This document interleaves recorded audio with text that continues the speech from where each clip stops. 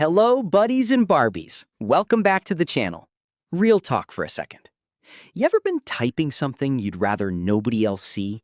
A journal entry, an idea you're not ready to share, something you're Googling about your health at 2 a.m. Maybe some code from work you probably shouldn't be pasting anywhere, and your cursor's just sitting there on the ChatGPT box, and you pause? That little pause is your gut telling you something true. Pretty much everything you type into these big chatbots gets saved, and a lot of it gets used to train the next version of the AI. Gemini even lets real humans read chats to help improve it. So the stuff you thought was just between you and the AI kinda isn't. So here's what I wanted to find out. Is there a version of this that doesn't make you trade your privacy for the convenience? Proton, the people behind Proton Mail, just dropped Lumo 2.0. I spent some time in it. Let's see if it actually holds up or if it's just a good pitch. Quick background if you don't know Proton. Swiss company, built their name on Proton Mail, Proton VPN, Proton Drive. The privacy crowd already trusts them. They put out Lumo 1.0 last year, and 2.0 is a full rebuild. One thing to get straight before we go further, because it matters, Lumo isn't something running directly on your laptop. Your messages still travel out to a server to get answered. But here's the difference. It runs entirely on Proton's own servers in Europe, and it's locked with something called zero-access encryption. In plain English, once Lumo answers you, that chat gets deleted from their servers right after. The only copy left is on your device. Proton says they literally cannot read your chats, even if they wanted to. If you want total privacy today, the usual answer is run the AI yourself, offline, on your own computer. Problem is, that needs a genuinely powerful, expensive computer, or you're sitting there waiting forever for it to answer anything even a little complex. Most people on a normal laptop just can't do that. Cloud AI, on the other hand, is fast and works well, but you're trusting the company's word on what happens to your data, and we already know what that usually means. Your data gets used for ads or to train the next model, sometimes even shared with other companies. Lumo's whole pitch is sitting right in the middle. The speed of the cloud, without needing an expensive gaming PC, but with the kind of privacy you'd normally only get by running something offline yourself. That's the claim anyway. Let's see what's actually in the box. Here's what actually changed. 1. 2 speed modes. Fast mode is for quick, everyday questions.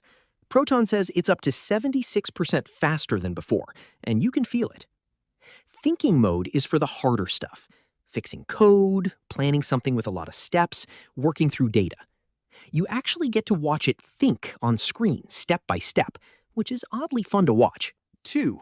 It remembers you about how you like to work, so you're not repeating yourself in every new chat.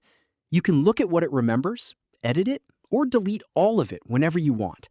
You can also fit way more into one conversation now, and there's a new projects feature, basically a folder where files, prompts, and chats for one task all live together. 3. Build your own version, like custom GPTs if you've used those.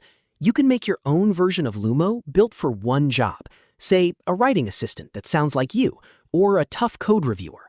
Same privacy protection applies. 4. Pictures, both ways. You can upload a photo or a chart and ask Lumo to explain it. Or go the other way and have it create images from scratch, edit an existing photo just by describing the change, or even turn a rough sketch you drew into a polished piece of art. Everything you upload or create stays private too. 5. Search the web when you need to. By default, Lumo just answers from what it already knows. Flip on web search and it'll pull up current news, prices, weather, whatever you need, and gives you clickable links so you can check the sources yourself. Here's how it lines up against the big names, point by point. Lumo checks every box. It never uses your data to train the AI. It doesn't log your chats. It can't share your data with anyone. It's ad-free, it's based somewhere with strong privacy laws, and the code is fully open for anyone to check. Gemini, Copilot, and OpenAI miss every single one of those. Claude gets 1 point right. It's also ad-free, but misses the rest. So on paper, Lumo's the only one that's actually built around privacy from the ground up, not just adding it as a feature. Now, let's not oversell this. Lumo 2.0 isn't trying to be smarter than ChatGPT, Claude, or Gemini. For really hard coding problems, deep research, or complicated multi-step thinking, the big names are probably still ahead. There's an independent test called the Artificial Analysis Intelligence Index, and on that, Lumo 2.0 scores way higher than the older version. A huge jump for them. But compared to the newest top AI models out there, it's still a step behind. It's built on a mix of other open AI models under the hood, and while they're good, they're not the absolute newest and biggest ones on the market. But honestly, that's not really the point of Lumo. It's not trying to win on raw smarts. For the boring stuff most of us actually use AI for, emails, study plans, brainstorming, summarizing, sorting out a messy schedule, it does the job well, fast, and without giving up your privacy. So here's where I land. Lumo 2.0 is what I'd reach for when whatever I'm typing is a bit too personal to hand over to a company that's going to train on it. There's a free plan with the main features, and you can even use it anonymously through Tor if you really want to go that far. Lumo Plus gets you unlimited chats, projects, and the full image tools. But I actually want to know what you think. Would you trust a private AI like this with your personal stuff, or are you strictly sticking to running things offline? Drop it in the comments. I read most of them.